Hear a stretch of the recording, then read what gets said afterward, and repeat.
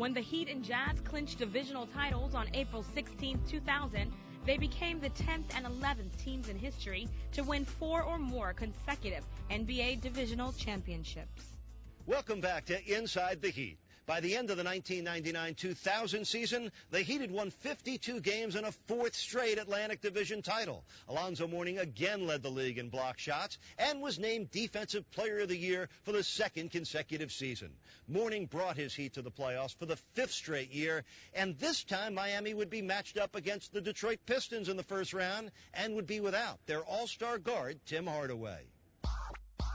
Before a sellout crowd in the brand-new American Airlines Arena, Miami took a 2-0 series lead led by Anthony Carter, Alonzo Mourning, and Jamal Mashburn. Look out for the lead. Big play by the Mashman. That was a good feeling, especially being in a new environment and seeing that atmosphere. The Heat have won! The Heat have won Game 2!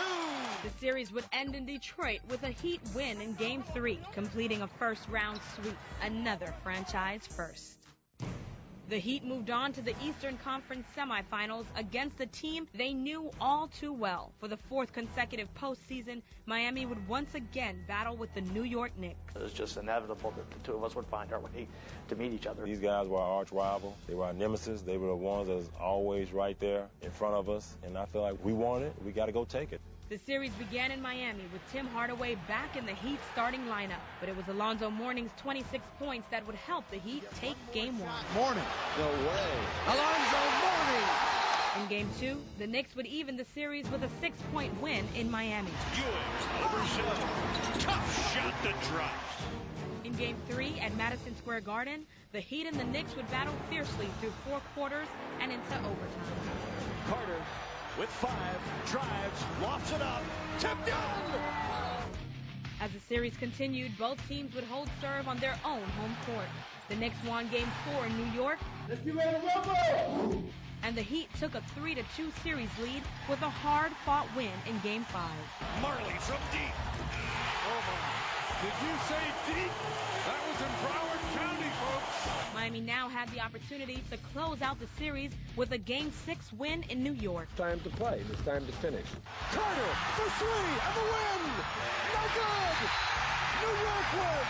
Everybody knew every game was going to go down to the wire. Every single series was the 7th game, and every 7th game went down to the wire.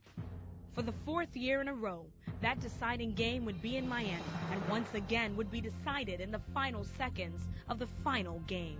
We had control of the game with about a minute to go, and then we made a defensive error that opened up a Patrick Ewing dunk. I went for a steal on Patrick when I could have just played behind him and played him tough and made him take a tougher shot. They're coming inside to Ewing.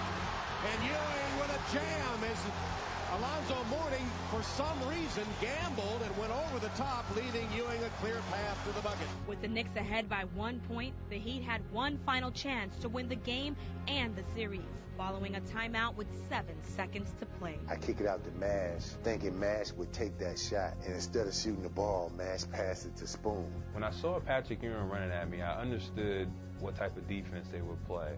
So if I pump faked or I tried to drive, I knew there would be a collapse and somebody would be open. And I swung at the Clarence Weatherspoon. But what I wasn't expecting was Clarence Weatherspoon, I guess, to hesitate or ball fake with it.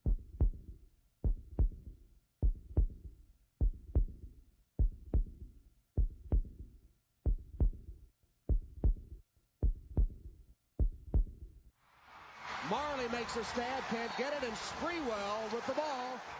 Here it is, an opportunity that was missed, and it was nothing we could do about it. It was Game 7. New York came in and got it done, whereas we didn't take care of business as we should have. It was just horrible, losing again to them by 1 point. When we knew we had the better team, we always had the better team, but they just prevailed some type of way all other time. That game just felt like, the Knicks had just ripped all the life out of us. Because preparation that whole year was, hey, this is the year we're going to win a championship. And we felt it. We felt like we were the team. Losing that series, I knew walking off the court that was the end of my Heat career. But not just because I didn't take the shot or we lost that game, but I felt it was time for everybody to move on at that particular time. 3 years in a row, heartbreaking, deciding game losses to the same team. It was just too much frustration to bear. And it wound up coming to a 15-foot jumper. A 15-foot jumper that bounced out determined 48 months of our lives. Without even anybody saying anything to me, an era was over. And this thing would be dismantled. I mean, there would be a few pieces that stay apart, but it was done. You know, the ball just didn't bounce our way, and all those series came down to one play, one shot, one mistake. It was very, very disheartening.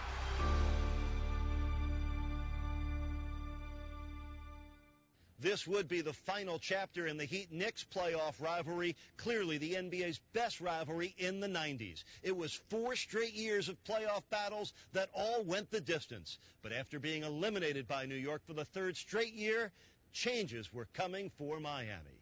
Thank you for watching this edition of Inside the Heat. I'm Eric Reed.